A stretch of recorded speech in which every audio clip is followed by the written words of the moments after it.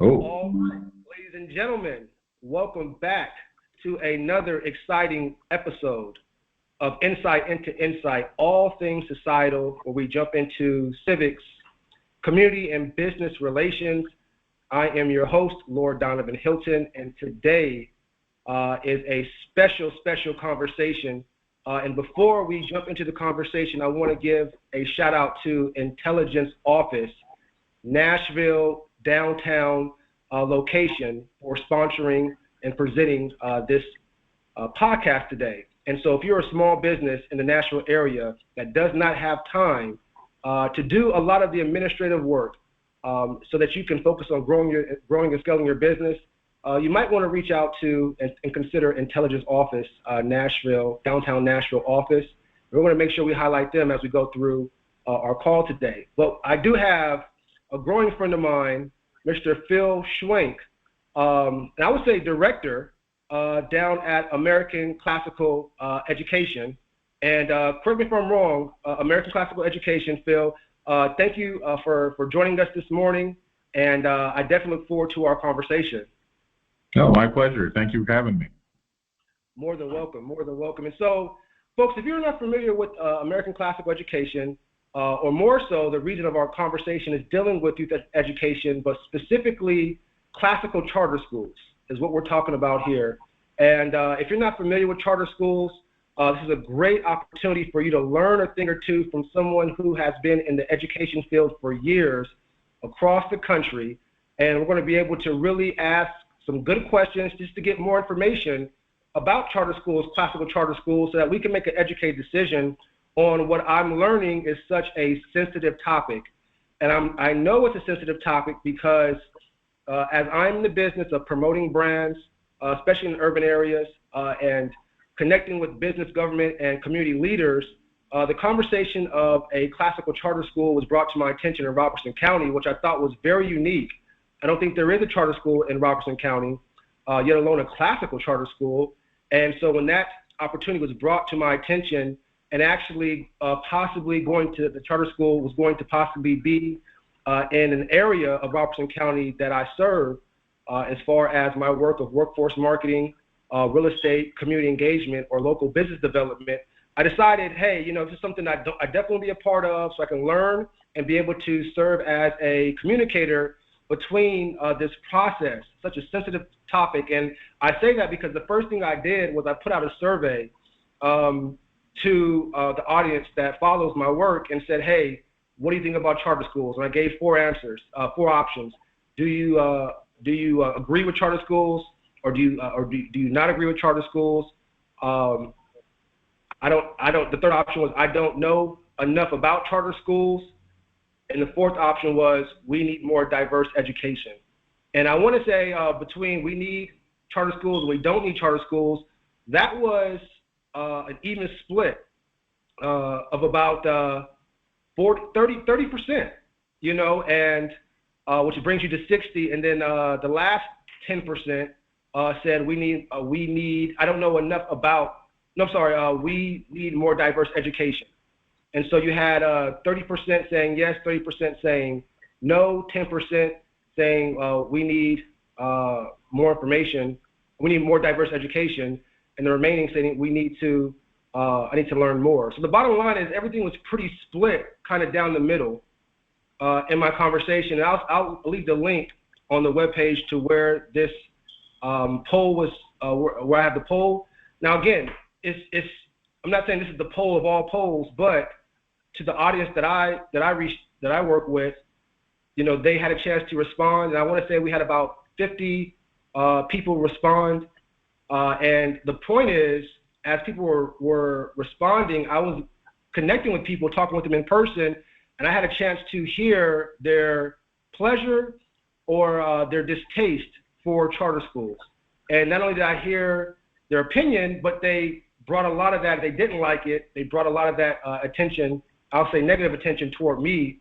And I wanted to be respectful. And that's when I learned that this was a very sensitive topic because everybody had their own perspective. And again, I'm bringing it all the way back around to as I was introducing the idea of a classical charter school in Robertson County, And I had a chance to connect with individuals. I learned, and even being able to participate in community meetings about charter schools, classical charter schools, I learned that, again, there's a lot of different opinions and perspectives. And the decision to host this podcast today was because there was an article that came out, and Phil and I have built a really good relationship for the last few months, and I've really picked his brain, and he's been a great mentor as far as professionalism goes, and just being professional in such a sensitive area. There's an article that came out, American Classical Academy could cost Murray County taxpayers $7 million. And so I reached out to Phil and said, hey, because, I want to push information, and respectfully and technical information. And so I called Phil and like, well, Phil, hey, look, if it's going to cost the taxpayers $7 million, maybe we can, and this is me talking, maybe out of ignorance, but maybe we can, find these groups to help fund and combat that. And Phil made a very interesting statement that said, you know what, if I'm in this position, how many others are in this position? Let's have this conversation. And so, Phil, if you don't mind, again, thank you for joining. But when I came up with all these different options to combat a $7 million cost to the Murray County taxpayers, do you mind letting the people know, what your response was and why that was? Sure. Well, if you remember, the first thing I told you is that the premise by which you were trying to problem solve was false. So the way that you were trying to respond to it, you were responding to something that's not true. It is not true that we would be costing any county $7 million. It's actually one of the misconceptions, and I wouldn't even call it misconception. I think people purposely put out misinformation because I understand why a district would be concerned about finances. I mean, part of what they have to look over is the finances of the educational system, and I get that. The issue is that charter schools don't suck that money out, definitely not at the level of $7 million. And what's interesting about this situation is not only do we not take money like that, in the case of the schools that we're trying to start here in Tennessee, we actually add value. And the most obvious place that we add value is our willingness to secure and maintain the property, the facility in which the school would be. So we would be securing the building, that's either building it from ground up or refurbishing an existing building. And that would be in the conversation with the local educational agency. And that would save these counties tens of millions of dollars. So, I mean, even just starting there, it's the opposite of what you're hearing. And then when you get into just kind of the general numbers, the simplest way to look at it is that it's basically a wash for a whole bunch of reasons. There's an administrative fee that happens that we have to give a portion to the district. You start having students that come back into the system that have left the system. So these could be students that have gone on to private schools or homeschoolers. We want all students from all over the counties that we're serving, but from our history, we know that a lot of the kids that come back come from those areas. Meaning you have kids that have been outside of your economics and your finance coming back into your economics and your finance. It's also important to recognize that a lot of the kids we serve will be starting with a lot of kindergartners. So the kindergartners have never been in the system, those types of things. So, I mean, the simple answer to that is that's false. There's not a $7 million that's taken from the district. There's never that expectation. There's not a fee. We're not charging the district anything. So those numbers are way exaggerated and not true. And generally, if you look at the numbers over time, they flatten out. It's basically even, and there's never a significant deficit. So, yeah, that was the beginning of our conversation. I thought it was thoughtful of you to think of ways that we could, offset this $7 million, but there's no need to offset that $7 million because it's not an amount of money that we would be needing to cost any county at the beginning of our schools or throughout the existence of the schools. So keep in mind these are public schools, meaning that they're paid for by the same way that any public school is paid for, by the number of kids that are in it. So it's money that's coming out of this local community. It's the same kids. We're serving the same kids. We'd be hoping to do that with the local educational agencies to work together to do that work. It's our work, not us versus them. It's kids that we care about and are hoping to educate well. Wow, and that's thank you. And again, and if you're listening, this is why it's important to do your research and to stay engaged, because that's a lot in itself. And again, on such a very sensitive topic, and I appreciate you saying that, Phil, in regards to me reaching out, because I was looking for a win-win opportunity. I want, that's my thing. And so when I heard that, respectfully, that wasn't, a true statement, I was kind of taken back, because I'm not saying I'm a man of integrity. I'm not saying the information was unintegral, but I think that, if that's misinformation or miscommunication, it can cause more challenges, especially as I'm in marketing and branding, So is there a reason, and if you feel comfortable talking about that, and I say all this respectfully because we're not talking about anybody. We're not, this is, and if you know who I am, and if you know the network that I work with, to include Phil, we're individuals, to include yourself that's listening. We're individuals that want to do our best for ourselves and those around us, and to love ourselves and to love our neighbors and to be good leaders by example. And so and we're all working. We're all trying to survive. So I get it. I don't know everything. I'm not in that position. So who am I to speak, without knowing everything? But at the same time, I was a little taken back with, if this is not a true statement as far as that article, why would that be put out? Because it's going to bring more challenges.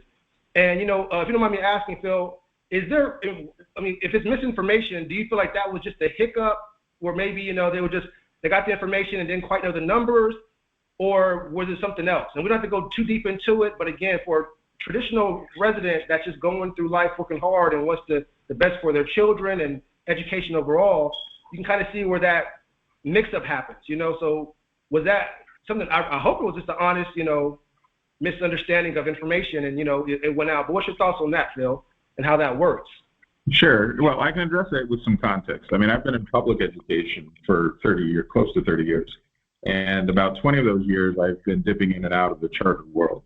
What's interesting about it is that my interest in public education generally is because I care deeply about kids, and I think that kids should get a good education. My dip into the charter world was because I thought that the charter world and the traditional districts could work together to maintain some kind of a portfolio or balance that would benefit kids. And that was the whole reason why I kind of made that shift. Because there's things that charter schools are able to do with a little bit of flexibility. They tend to come out of the communities where there's an ask for them. And I like that idea that communities decide that, hey, I want this option. I just find that very attractive, that families have options. But what I've learned, and that's what's interesting, it's actually, as we work here in Tennessee, it's become even more clear to me that while my heart is primarily an educator, I'm a teacher. I was a classroom teacher for 12 years. I've been an administrator for 18 years. But I do it because I care deeply about kids. And what I've realized is there's that part of me that just wants to argue that, hey, this curriculum that we're trying to put in front of kids is a great thing, and it would benefit them and their families.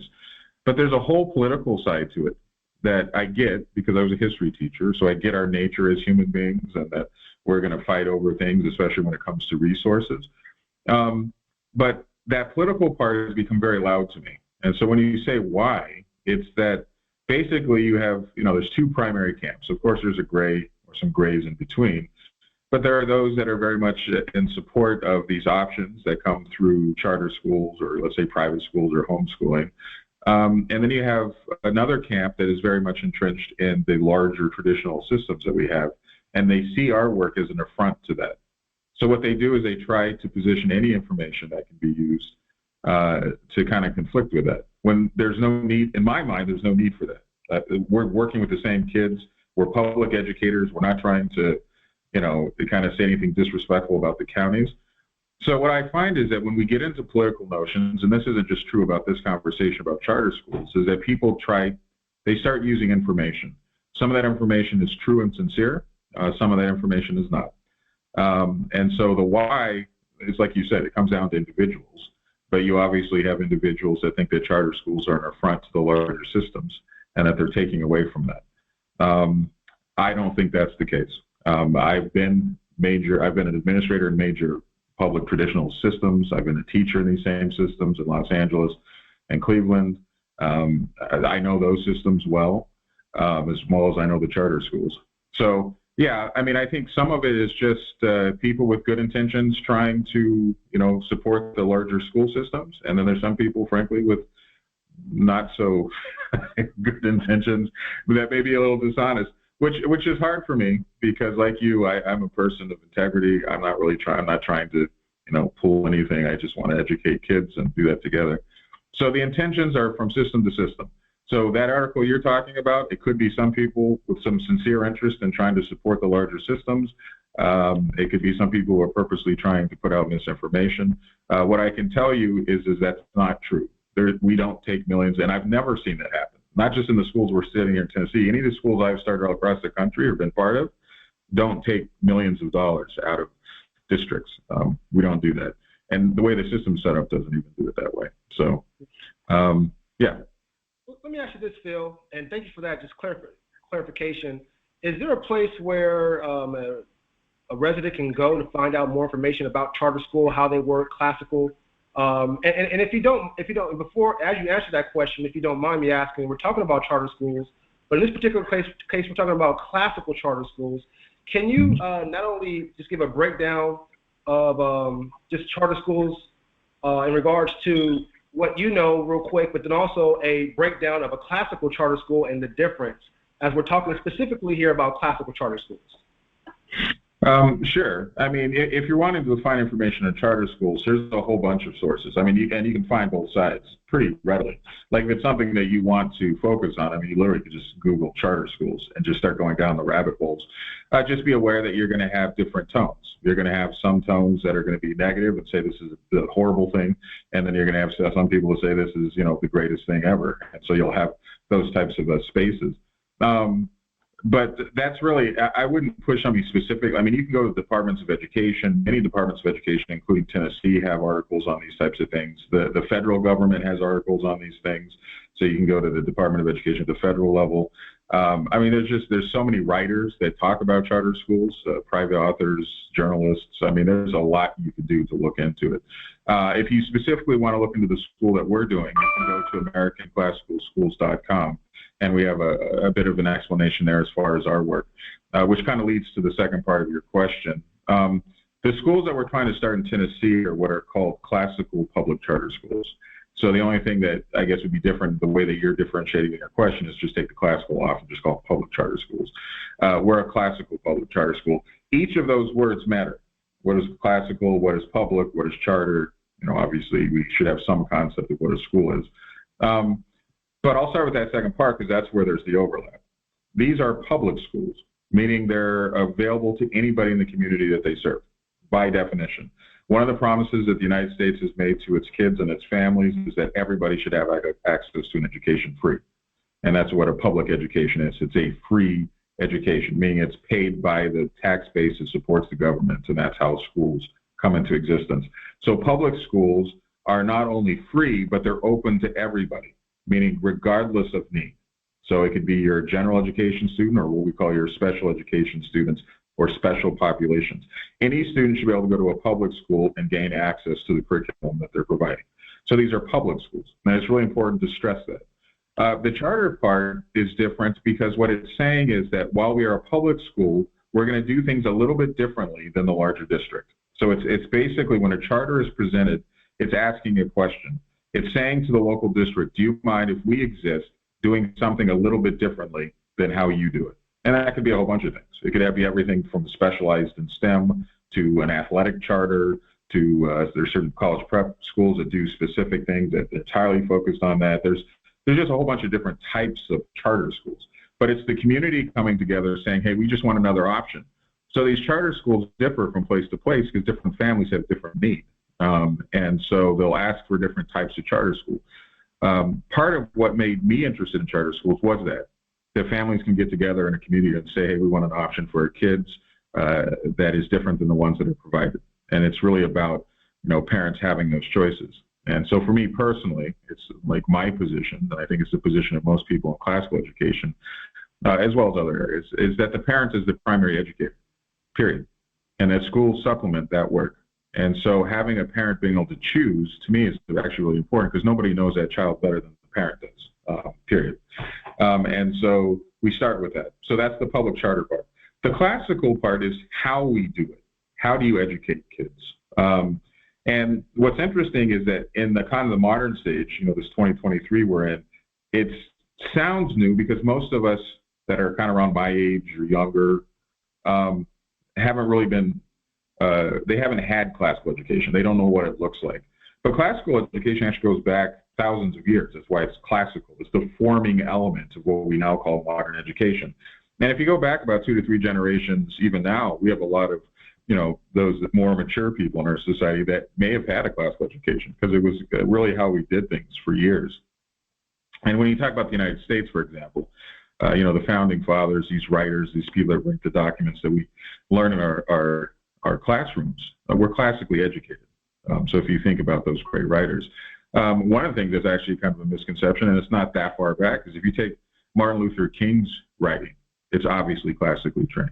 He was well versed in many of the classics, and it's in his writing. So it's not that far back, but it's how we do it. So, and that can be broken down into many things, but I think it's part of why we see human beings as human beings. So there's a lot of things that come out of it. We have what's called the trivium, which means that we have what's called the grammar, the rhetoric, or the logic and the rhetoric stages, which have to do with this idea that children have different levels of development. So like K6, that's when we're sponges. Anybody who has young children know this. I mean, they just take on tons of information. So it's really filling their heads with good information.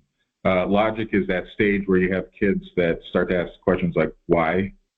Anybody who knows, like adolescents and teens know that they start saying why, and that's the beginning of reason. Like, how do all these things interact?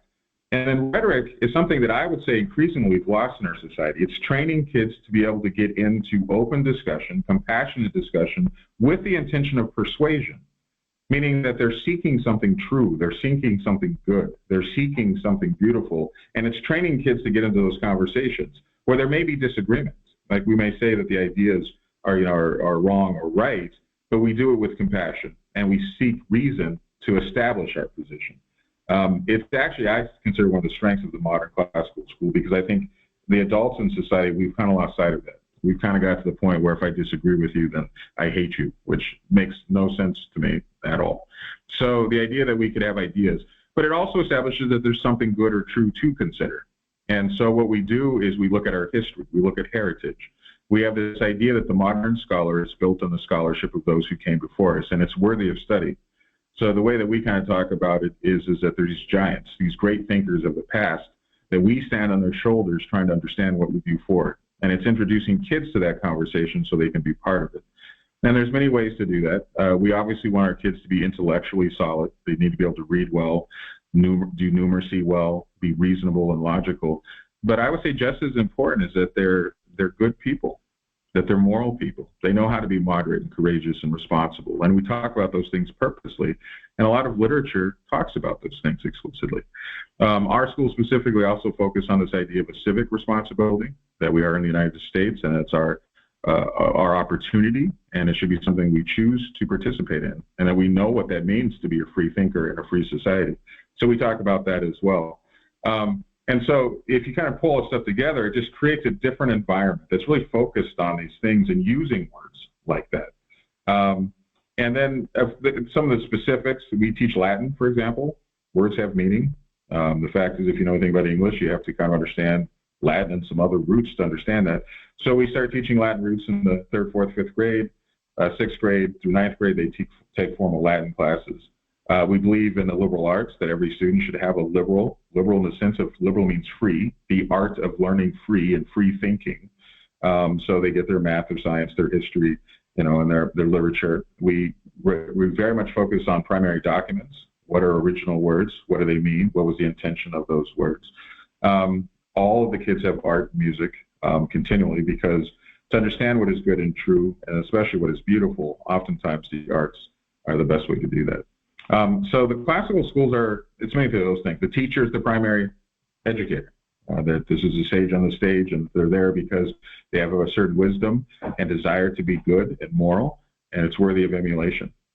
So yeah, there's a longer answer than that, but it's classical space is just that we do it differently. And it's not that there's some overlap in large districts. There is some, but the method by which they teach is different. I think one of the most obvious areas is literacy. We teach through phonograms. The idea that sounds and writing into reading has been replaced in the larger school systems by whole language. We tend back to the roots and the basic parts. So I know that's a long answer, but believe me, there's a much longer answer, but that's kind of the difference between those types of schools. No, not a long answer at all. This is why I want, residents to be aware, of having to do your research, having to do your homework, and and ask questions. And I definitely, like Phil said, you want to make sure that you are connecting with your state and federal education departments to get some information at the minimum, as well as plenty of articles online of different perspectives regarding charter and classical charter schools. We have about 5 minutes left with Phil. And I want to go ahead real quick, and before we go into the last small segment, is shout out again our presenter, Intelligence Office, Nashville downtown, and attention small business owners. If you're tired of struggling to balance your workload and administrative tasks, and you wish you had more time to focus on your business, then you need to check out Intelligent Office in Nashville, located at 315 Deaderick Street. Intelligent Office offers a range of services designed to help small business owners like yourself succeed, from virtual assistants who can answer your phones and manage your calendar, to professional meeting spaces where you can impress clients and collaborators. Intelligent Office has everything you need to take your business to the next level. So if you're ready to stop stressing about your administrative tasks and start focusing on what really matters, growing your business, visit Intelligent Office at 315 Deaderick Street in Nashville. You won't regret it. And we have less than 3 minutes with our friend Phil. Again, I didn't get a chance to jump into his background. I didn't really do his work justice because he's a busy man. He's on the road. He's in Tennessee, making a lot of things happen. But I will ask you, Phil, if you feel comfortable jumping into in this conversation for a few minutes, as I'm all about public relations. I'm all about connecting with the residents. And if you don't mind me saying, I've heard statements, and a lot of people may not even know what's going on and probably don't care, but I have heard statements in regards to, I say respectfully, the Hillsdale College situation, and some statements that were made which reflect to some degree, when I hear, onto the American classical education. And I'm not sure if that plays a role in the decision-making on the facts and the stats of what the classical school is offering. But is there anything that needs to be addressed in regards to, respectfully, the Hillsdale College statements, and that people may do their research on that, but how that really may or may not, reflect the brand of what American classical education is all about? And I say this respectfully, but I have to throw those things out because these are things that are coming to me in conversation in the community. Sure. Well, and towards the beginning of your question, to answer that is, has that influenced how districts have seen our work? Absolutely. Now, is it based on facts? That's a different conversation. So I'll start with this. American Classical Education and Hillsdale College are separate entities, period. They're totally, they don't exist. One isn't under the other. Like, we don't fall under Hillsdale College, which is some of the misinformation that's going out there. We are a separate entity that's trying to establish schools here. Where the relationship is around our curriculum and the ability to develop the personnel. So we get a curriculum that is fantastic. We call it the program guide, which I can give to any parent to look at. It's like 700 pages. And they give that free of cost, and it's something that's been put together over the years by a lot of educators, and it's based on some sound things that we know work. Essential literacy, which is based in Orton, Singapore math, core knowledge, those types of things. And then it's constantly being tweaked as other educators across the system look at it and make it that much better. The other area is they give free PD, professional development, to teachers, which they love. Any good teachers love being in the conversation around being better. And Hillsdale's always done a good job of doing that. They have various ways where they bring all the teachers across the country that are doing the same thing together to have conversation about their work and how to best impact students. During the summer, they all come together. There's hundreds that come together to talk about their work at various schools across the country that are using this curriculum. But all free of cost. No money goes to Hillsdale for this, and they have no sponsoring authority. They don't do anything that specifically tells us what to do. I started what's called the Barney Charter School Initiative School in Ohio, and never did Hillsdale tell me how I'm supposed to do my work. And to be very specific, the comment that really threw people off was made by Larry Arnn, who is the president of Hillsdale College. And I will vouch for him. Larry, frankly, is a good man. And that was a good example of what we were talking about at the beginning of this conversation, where you take one piece of a statement out of context and it blows up. And it changed my work here. He made a comment that I understand why people were upset by it. But put in context, what he was talking about was that we should put the best teachers that we can in front of kids. And I think most of us agree with that. And so if you're talking about putting the best teachers in front of kids, you have to talk about what we're teaching teachers. And he was suggesting that we've moved toward, as a society, more towards method and control than for content and having teachers that are well educated in what they educate young people about. And I think most of us can understand that conversation in context.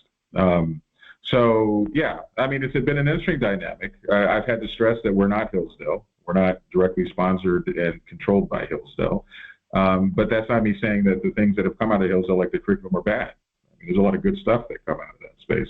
And frankly, I think it's a good example of misinformation. I think we took a statement out of context, and I can do that with anything. I can take a textbook and do that. I can take a book and do that. I mean, I can take any conversation, take just a small part of it, and it doesn't tell me about the whole of it. I think that's what happened in this experience. So yeah, I would stress all the above, that the stuff that we put in front of kids is great stuff. There is a relationship between Hillsdale and ACE, but it's not a sponsoring one.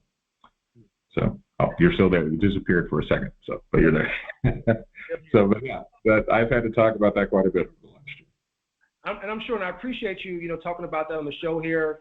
And I pray that I'm a man of integrity, and when I have an opportunity to connect with folks, not in a hateful, spiteful way, but there's conversations going on.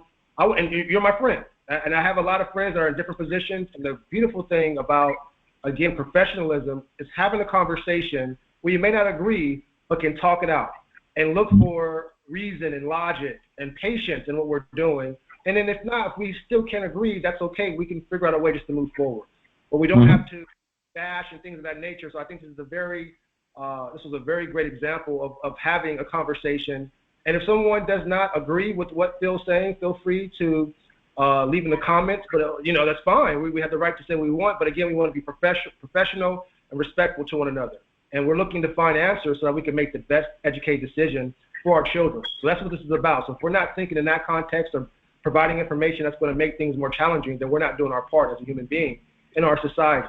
And so two things, we're going to wrap it up, but I want to make sure I keep in free thinking and free society. I'm going to look into those things and just get more information about that. I would definitely like to suggest to our listeners to do the same thing. And this is the type of conversations that we have, very sensitive, that are essential conversations that affect our lives.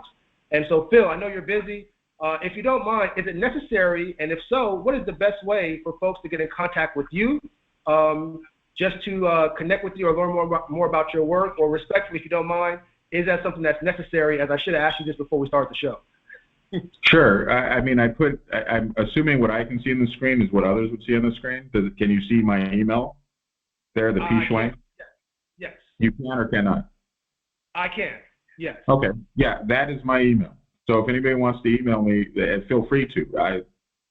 Please. And it doesn't matter if you agree or disagree or have questions or concerns. That's part of my work. So I would love to have a dialogue with anybody who's interested. Yeah, so feel free to email me at that email. And you can also go to our website, AmericanClassicalSchools.com, and just start kind of thumbing through the various pages to see the work that we're doing. Awesome. And before we let you go, we do have our Intelligent Office word of wisdom. And if you had one piece of advice just to give to our listeners as far as life, whatever that looks like, just something for us to meditate and think about as we go on through our journey to help us, what would that be, Phil? I didn't see that one coming. But as far as my basic concept, it's love God and love others. I mean, that's what we're to do. To live a good life, you need to live well, and you need to care deeply about other people, more so than yourself, which I think a lot of us struggle with that. Loving others is very, very important. It's part of why I love my work, because as an educator, we get to love kids and their families, and I have a great joy in that. So. And we could tell, I can see you, and if anyone knows me and trusts my work, I'm telling you, I'm crossing Phil's path regularly, and this gentleman has been so professional, never doesn't raise his voice. I mean, there's been some sensitive situations, and Phil has conducted himself very well, and which has made me confident and comfortable in building a personal relationship with him to say, hey, I want to learn from you. I mean, everyone has something to offer, and Phil has been working hard, great guy. I want to just stand in agreement for all your continued success in your personal life and your career, and just uplift your family. Hope everyone is doing well, Phil. I thank you so much for your time today. Really do. And Ladies and gentlemen, we're going to wrap up now. Phil's a busy man. This is another episode of Insight into Insight, all things societal, presented by Intelligent Office, Nashville downtown office. We are here with Director Phil at American Classical Education, and he is doing some really big things in Tennessee, in the middle of a lot of great sensitive things. And so make sure you reach out to him via email if you have any questions, or follow his work. And again, Phil, thank you so much for your time. Thank you for having me. I've appreciated it, Donovan. Thank you. More than welcome. All right, everyone. Thank you again, and we'll see you on the next show. Thank you.